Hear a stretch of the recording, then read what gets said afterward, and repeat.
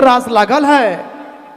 मांदर कर थाप संगे बांसुरी कर तान बाजत है। देखू तो कतई बेस लागत है। फिलहाल जो सामने जो भाई मन खड़ा है आग्रह है तनिक साइड हो जाओ। नीचे हमरे कर माए मन बहन मन पीछे बैठल है तो जो कोई तकलीफ ना इस बात कर ध्यान रखो। बहुत सुंदर रास लागल है। रईसका और रईसकाइन मन साथ देवे लागल है। बहुत बेस लागत है। और सावन वाला जब बैठल है भाई मन तन्नी कौन पीछे हो जाओ कल की उनसे कोई दिक्कत नहीं होने चाहिए। फिलहाल चलो एक और गीत के साथ उपस्थित है सोनी कुमारी जी से करवाएं शुरुआत अपन बेहतरीन आवाज के साथ। आइए सोनी जी एक और गीत। एक गाना के बाद प्रीति बारला जी आप रहेंगे तैयार आधुनिक नागपुरी सादरी गीत के साथ। आइए सोनी जी।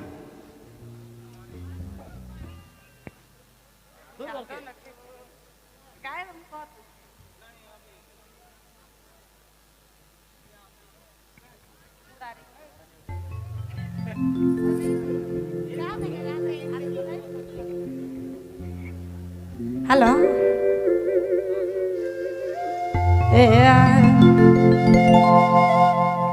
गाय के राग बारा से गाना ली पावला गाय का राग बारा से